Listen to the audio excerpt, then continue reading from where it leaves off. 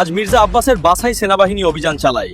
ওসমান হাদির খুনি ফয়সাল আটক হয়ে সেখানে লুকিয়ে ছিল সে। দর্শক, এই মুহূর্তে দেখতে পাচ্ছেন সেনাবাহিনী অভিযান চালাচ্ছে এবং তার বাসাতে ঢুকেই কিন্তু অবাক হয়ে যায় এই ফয়সালকে দেখে। এদিকে আজ মির্জা আব্বাসের বাসা থেকে উসমান হাদি মামলার প্রধান আসামি ফয়সাল আটক হয়। দেশবাসী অবাক হয়ে যায়। ফয়সাল এতদিন বাংলাদেশে লুকিয়ে থাকায় মির্জা আব্বাসও এবার ফেসে যায়। দেশে নতুন পরিস্থিতি হয়।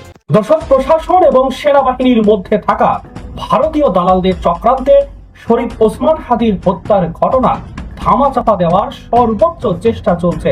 একের পর এক নতুন ভিডিও ফাঁস হচ্ছে গণমাধ্যমে। এই ঘটনায় জড়িত বড় বড় কর্মকর্তাদের বিভিন্ন তথ্য। হাদি কিন্তু যুগে যুগে আসবে না। হাদি একটাই আসছিল ভাই, কিন্তু আমরা হারাই ফেলাইছি, রাখতে পারিনি। এমন একটা রত্ন ছিল, যেই রত্ন এই দেশের জন্য যা কিছু করছে ভাই। একজন সাধারণ শুটারের 53টি ব্যাংক অ্যাকাউন্টে 127 কোটি টাকার পাহাড়।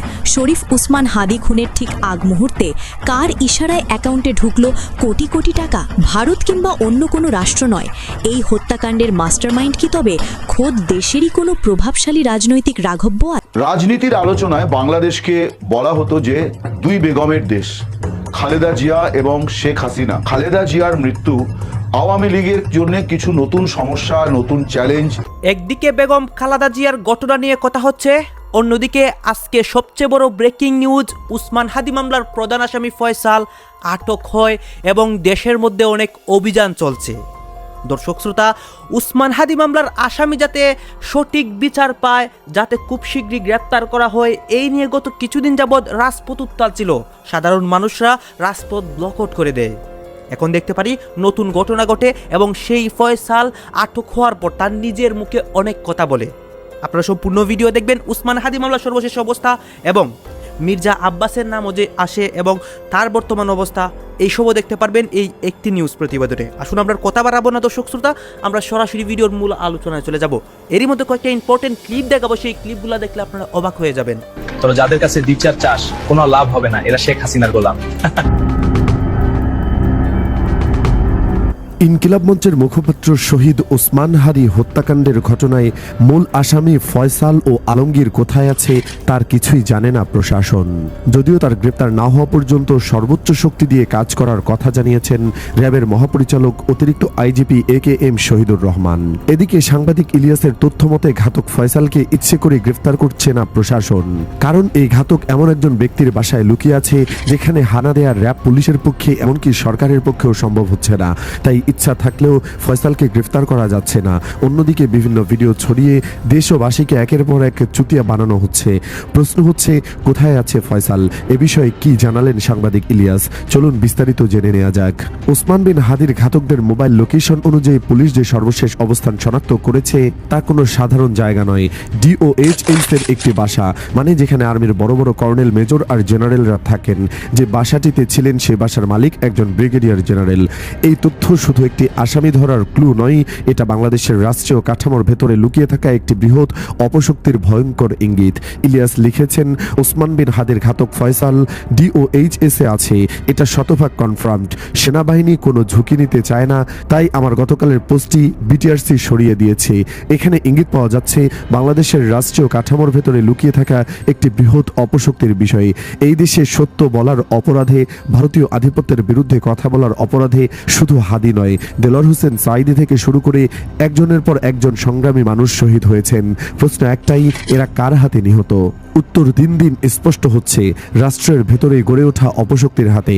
সেনাবাহিনীর কিছু অংশ, গোয়েন্দা সংস্থা এবং সুবিধাভোগী রাজনীতিকদের সম্মিলিত ছায়াতেই এই মানুষ মারার রাজনীতি বারবার বাস্তবায়িত হচ্ছে। যারা ভারতের অন্যায় আধিপত্যের বিরুদ্ধে কথা বলে, যারা মাথা নত করতে শেখে না, তাদের জন্যই এই রাষ্ট্র বারবার হয়ে ওঠে অনিরাপদ। হাদির রক্ত বিচ্ছিন্ন ঘটনা নয়, এটা একটি ধারাবাহিক ইতিহাসের অংশ, যেখানে সত্য বলার মূল্য দিতে হয় জীবন দিয়ে। কিন্তু ইতিহাস সাক্ষী রক্ত দিয়ে চাপা দেওয়া সত্য একদিন আরও উচ্চ কণ্ঠস্বরে কথা বলে। আসুন একসাথে বলি ন্যায় চাই, সত্য চাই, হাদির জন্য বিচার চাই। ইলিয়াসের ওই পোস্টে একজন কমেন্ট করে লিখেছেন, দেশের মানুষকে প্রশাসন বোকা মনে করে। আমরা আগেই বলেছি ঘাতক দেশের ভেতরেই আছে, কিন্তু আমাদের সাংবাদিক সায়ের বিভ্রান্ত করার জন্য একটার পর একটা পোস্ট করে যাচ্ছে। কিন্তু আমরা হাদির বিচার যে কোনো মূল্যে চাই, এটা আমাদের অস্তিত্বের লড়াই, জুলাইয়ের লড়াই। শাহাদত লিখেছেন, একটা ফুল ছেড়ে নেওয়া যায় কিন্তু বসন্তকে থামানো যায় না। আজ একটি ঝরে পড়েছে, মায়ের আঁচল ভেদ করে হাজার ফুল আবার ফুটে উঠবে। নাম বদলায়, বছর বদলায়, কিন্তু অন্যায়ের বিরুদ্ধে দাঁড়িয়ে থাকার সাহস বদলায় না। শহীদরা হারায় না, তারা ইতিহাস হয়ে থাকে। এদিকে ইনকিলাব মঞ্চের মুখপাত্র শহীদ শরীফ ওসমান হাদি হত্যা মামলার মূল আসামি ফয়সালের ভিডিও বার্তা পরীক্ষা নিরীক্ষা চলছে বলে জানিয়েছেন ঢাকা মহানগর পুলিশ কমিশনার শেখ মোহাম্মদ শাহজাদ আলী। গতকাল দুপুরে ঢাকা রিপোর্টার্স ইউনিটি মিলনায়তনে A4 Bashundhara paper best reporting award 2025 অনুষ্ঠানে এক প্রশ্নের জবাবে তিনি কথা বলেন।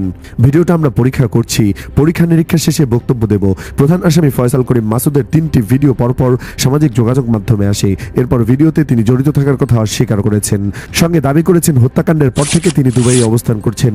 যদিও পুলিশের পক্ষ থেকে বলা হয়েছে ময়মনসিংহের হালুয়াঘাট সীমান্ত দিয়ে ফয়সাল ও তার সহযোগী আলমগীর ভারতে পালিয়ে গেছেন। ফয়সালকে ভারতে পালাতে সহায়তার অভিযোগে কয়েকজনকে গ্রেফতারও করা হয়েছে। এমন পরিস্থিতিতে সামাজিক যোগাযোগ মাধ্যমে ছড়িয়ে পড়া ভিডিও বার্তা আসলেই ফয়সাল করিমের কিনা সেই প্রশ্ন উঠছে, কিন্তু দুবাইয়ে নাকি ভারতে সে আলোচনাও আছে। এ বিষয়ে শনিবার বাংলাদেশ ক্রাইম রিপোর্টার্স অ্যাসোসিয়েশনের এক অনুষ্ঠানে গিয়ে সাংবাদিকদের প্রশ্নের মুখে পড়েন ডিএমপির কমিশনার মোহাম্মদ শেখ সাজ্জাদ আলী। জবাবে প্রথমে তিনি বলেন নো কমেন্টস, পরে তিনি বলেন ভিডিওটি আমরা দেখেছি, পরীক্ষা নিরীক্ষা করছি। পরীক্ষা নিরীক্ষা শেষে বক্তব্য দিব।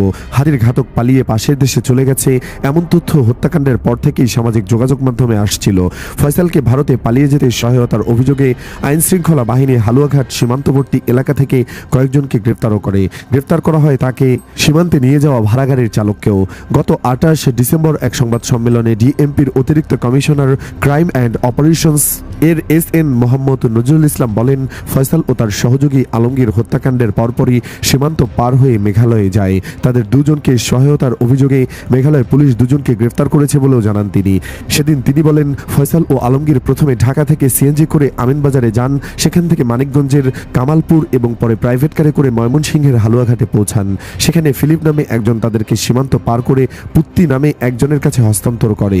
তারপর স্বামী নামে আরেক ট্যাক্সি ড্রাইভারের কাছে তাকে দেওয়া হয়। স্বামী তাদেরকে মেঘালয়ের তুরা শহরে পৌঁছে দেয়। পুলিশ কর্মকর্তা নজরুল সেদিন বলেন, ইনফরমাল চ্যানেলে আমরা মেঘালয় পুলিশের সঙ্গে যোগাযোগ করতে পেরেছি, সেখানে তারা পুত্তি এবং স্বামীকে গ্রেফতার করেছে। তবে সংবাদ সম্মেলনের ঘণ্টা দুয়েক পরে ফয়সালের ভারতে অবস্থান করা এবং দুজনকে গ্রেফতারের কথা অস্বীকার করে বিএসএফ এর মেঘালয় পুলিশ সদর দপ্তরের এক কর্মকর্তার বরাতে সেদিন হিন্দুস্তান টাইমসের এক প্রতিবেদনে বলা হয়, বাংলাদেশ পুলিশের পক্ষ থেকে আনুষ্ঠানিক বা অনানুষ্ঠানিক কোনো যোগাযোগ করা হয়নি। প্রতিবেদনে উল্লিখিত অভিযুক্তদের কাউকেই গারো পাহাড়ে খুঁজে পাওয়া যায়নি এবং কোনো গ্রেফতারও করা হয়নি। অভিযুক্ত ফয়সাল ও আলমগীর সীমান্ত পার হওয়া বা ঘটনায় পুত্তি এবং স্বামী নামে দুজনের ভূমিকার পক্ষে কোনো গোয়েন্দা তথ্য, সরেজমিনি যাচাই বা অভিযানগত কোনো প্রমাণ নেই বলেও প্রতিবেদনে বলা হয়। মেঘালয় পুলিশের ওই শীর্ষ কর্মকর্তার বরাতে বলা হয়, পুত্তি বা স্বামী নামে কাউকে মেঘালয়ের কোথাও শনাক্ত করা যায়নি, খুঁজে পাওয়া বা গ্রেফতার করা সম্ভব হয়নি। ধারণা করা হয় ভারতীয় কর্তৃপক্ষের সঙ্গে কোনো প্রকার ভেরিফিকেশন বা সমন্বয় ছাড়াই এই বিবরণ তৈরি করা হয়েছে। এদিন ভিডিও বার্তায় ফয়সাল করিম দাবি করেছেন তিনি দুবাইয়ে অবস্থান করছেন। তার দুবাইয়ের মাল্টিপল এন্ট্রি ভিসার ছবিও তিনি ভিডিওতে দেখিয়েছেন। জুলাই গণ অভ্যুত্থানের সম্মুখ সারির যোদ্ধা শহীদ শরীফ ওসমান হাদি হত্যার প্রধান সন্দেহভাজন ফয়সাল করিম মাসুদের 3টি ভিডিও বার্তা সম্প্রতি সামাজিক যোগাযোগ মাধ্যমে ছড়িয়ে পড়েছে। সেখানে তিনি দাবি করেছেন এই হত্যাকাণ্ডের সঙ্গে তার কোনো সংশ্লিষ্টতা নেই, তাকে ভাসানো হয়েছে। নিজেকে রক্ষা করতেই তিনি দেশ ছেড়ে পালিয়েছেন এবং বর্তমানে সংযুক্ত আরব আমিরাতে দুবাইয়ের শারজায় অবস্থান করছেন। হাদি হত্যাকাণ্ডের প্রধান সন্দেহভাজন শুটার ফয়সালের এমন ভিডিও বক্তব্য গত মঙ্গলবার সামাজিক যোগাযোগ মাধ্যমে ছড়িয়ে পড়ে। ভিডিওতে তার দাবি করা বেশ কিছু বিষয় নিয়ে সৃষ্টি হয়েছে ধূম্রজাল।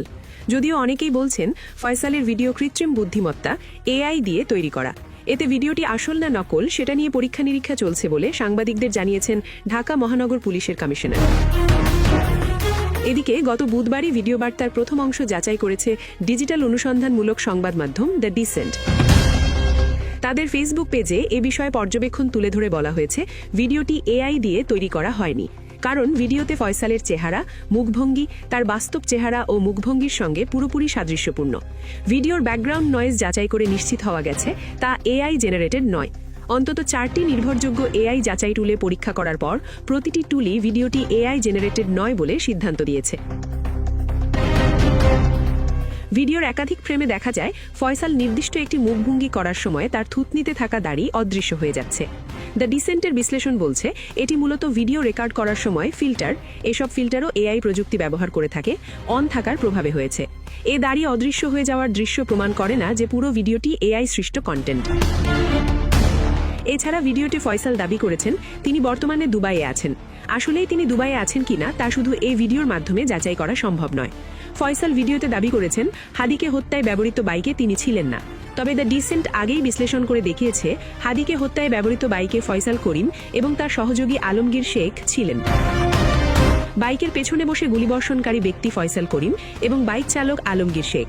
এসব তথ্য পরে আইনশৃঙ্খলা বাহিনী তাদের তদন্তের মাধ্যমে নিশ্চিত হয়েছে এবং তা দেশের শীর্ষ গণমাধ্যমগুলোতে প্রকাশিত হয়েছে। এদিকে হাদিকে খুন করতেই ফয়সালকে জামিনে বের করা হয়েছিল বলে দাবি করেছেন ইনকিলাব মঞ্চের ঢাকা বিশ্ববিদ্যালয় শাখার মুখপাত্র ফাতিমা তাসনিম জুমা। গতকাল সামাজিক যোগাযোগ মাধ্যম ফেসবুকে এক পোস্টে তিনি এমন দাবি করেন। জুমা লেখেন, এই খুনের জন্যই ফয়সালকে জামিনে বের করা হয়েছিল। সরকারে বসা কে এ জামিনের জন্য তদবির করেছিল? কোন জজ এ রায় দিয়েছিল? সে কার রিক্রুট করা? কোন আইনজীবী জামিন করিয়েছে?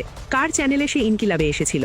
তিনি আরও লেখেন, কবিরের নামে যাকে গ্রেফতার করা হলো সেদিন সেন্টারে প্রথম যে অ্যাটেম্পট নেয় সেদিন ফয়সালের সঙ্গে ছিল।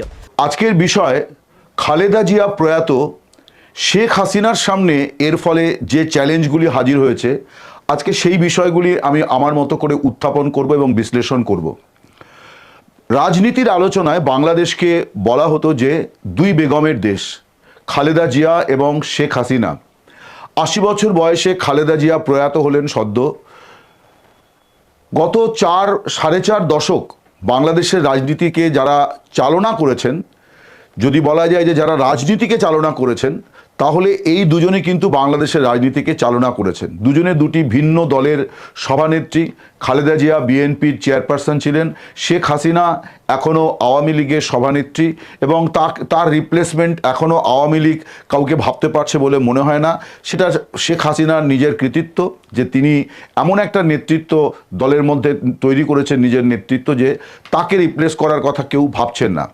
কিন্তু আমার আজকের আলোচনার বিষয় শেখ হাসিনাকে রিপ্লেস করার বিষয় নয়। আমার বিষয় হচ্ছে যে সামগ্রিকভাবে আওয়ামী লীগের সামনে কিন্তু খালেদা জিয়ার মৃত্যু আওয়ামী লীগের জন্য কিছু নতুন সমস্যা, নতুন চ্যালেঞ্জ তৈরি করেছে, যেগুলি নিয়ে আওয়ামী লীগ অতীতে বা সুদূর অতীতে তারা কখনো ভাবনা চিন্তা করেছে কিনা আমি অন্তত অনেক নেতার সঙ্গে কথা বলেছি, কেউই কিন্তু এই ব্যাপারে স্পষ্ট করে দায়িত্ব নিয়ে বলেন যে দলে এই বিষয়ে অমুক মিটিংয়ে আলোচনা হয়েছে, তাই হয়েছে, এই হয়েছে, এসব হয়নি।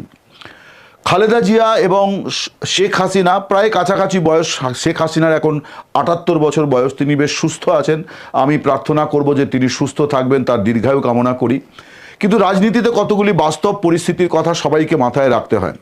সেটি হচ্ছে যে শেখ হাসিনার সঙ্গে লড়াই ছিল খালেদা জিয়ার। দর্শক, প্রশাসন এবং সেনাবাহিনীর মধ্যে থাকা ভারতীয় দালালদের চক্রান্তে শরীফ ওসমান হাদির হত্যার ঘটনা ধামাচাপা দেওয়ার সর্বোচ্চ চেষ্টা চলছে। একের পর এক নতুন নতুন ভিডিও ফাঁস হচ্ছে গণমাধ্যমে। এই ঘটনায় জড়িত বড় বড় কর্মকর্তাদের বিভিন্ন তথ্য আজকে ফাঁস করব। সেই সাথে খুনি শুটার ফয়সাল এবং তার সহযোগী আলমগীর কোথায় লুকিয়ে আছে সেই অবস্থান জানাবো এই ভিডিওতে। দর্শক, একদিকে খুনি ফয়সালকে আমরা হন্য হয়ে খুঁজছিলাম, কিন্তু গতকাল সকালে যা দেখলাম তাতে বাংলাদেশের মানুষের চোখ কপালে উঠেছে। খুনি কি পলাতক? খুনি কি আন্ডারগ্রাউন্ডে? নাকি খুনি কোনো মন্ত্রণালয়ের ড্রয়িং রুমে বসে চা খাচ্ছে? গতকাল 3 জানুয়ারি 2026 শনিবার সকালে ফাঁস হলো এক ভয়ঙ্কর তথ্য। শহীদ ওসমান হাদির খুনি ফয়সাল অভিনয় করেছে খোদ সরকারের মাদক দ্রব্য নিয়ন্ত্রণ অধিদপ্তর ডিএনসি এর জনসচেতনতামূলক বিজ্ঞাপনে। তাও আবার এই ইউনূস সরকারের আমলেই। চিন্তা করতে পারেন, যে দপ্তর মাদক আর সন্ত্রাস নির্মূল করবে তাদের ব্র্যান্ড অ্যাম্বাসেডর কিনা একজন চিহ্নিত খুনি এবং ডাকাত। সবচেয়ে বড় নাটক শুরু হয় ভিডিওটি ভাইরাল হওয়ার পর। গতকাল সকাল 11টার দিকে ডিএনসি তাদের অফিসিয়াল ইউটিউব চ্যানেল থেকে তড়িঘড়ি করে ভিডিওটি ডিলিট করে দিয়েছে। কিন্তু কেন এই লুকোচুরি, প্রমাণ লোপাটের এই চেষ্টা কেন? আজকের এই চাঞ্চল্যকর ভিডিওতে আমরা ফাঁস করব কিভাবে একজন অস্ত্রধারী ডাকাত সরকারি টেন্ডার পায়, কোন জজ তাকে জামিন দিয়েছিল এবং কে তার আইনজীবী ছিল, এই হত্যাকাণ্ডের ব্লুপ্রিন্ট আসলে কোথায় তৈরি হয়েছিল, সে ঘটনার আদ্যপান্ত জানবো আজকের এই ভিডিওতে। দর্শক, প্রশাসনের ভেতরে ঘাপটি মেরে থাকা সেই পুরনো ফ্যাসিবাদী সেটআপের ভয়ঙ্কর মুখোশ উন্মোচন করব আজকে। এখানে কি কথা হচ্ছে, অনেকেই কিন্তু অনেক কথা বলতেছে, অনেকে আলোচনা করতেছে, অনেকে সমালোচনা করতেছে দেশের বিভিন্ন অবস্থা এবং পরিস্থিতি নিয়ে। বিশেষ করে এখানে উসমান হাদির মামলার বিষয় নিয়ে কথা হচ্ছে, অনেক নিউজ প্রতিবেদন তুলে ধরা হচ্ছে। গাছ এই বিষয়গুলো দেখে এবং অনেকে যে এখন মির্জা আব্বাস বা উসমান হাদি মামলার প্রধান আসামি ফয়সাল তার লাইভে অনেক কথা স্বীকার করে, অনেকের নাম স্বীকার করে, এই বিষয়গুলো নিয়ে আপনার মন্তব্য কি দর্শক শ্রোতা? আপনার মন্তব্যটা অবশ্যই আপনারা আমাদের কমেন্ট বক্সে লিখে যাবেন। আর তখন আপনাদেরকে আমরা যা কিছু দেখিয়েছি সব কিছু আমরা সোশ্যাল মিডিয়া থেকে সংগ্রহ করেছি, এখানে আমাদের নিজস্ব কোনো মন্তব্য নেই বা আমাদের নিজস্ব কোনো সিদ্ধান্ত নেই। সর্বশেষ আপনাদের কাছে আমাদের রিকোয়েস্ট থাকবে, আপনারা আমাদের চ্যানেলে নতুন দর্শক হয়ে থাকলে চ্যানেলটি সাবস্ক্রাইব করবেন এবং পাশে থাকা বেল বাটনটি বাজাবেন, যাতে করে নেক্সট ভিডিওটা সবার আগে আপনাদের কাছে পৌঁছে যায়। ধন্যবাদ।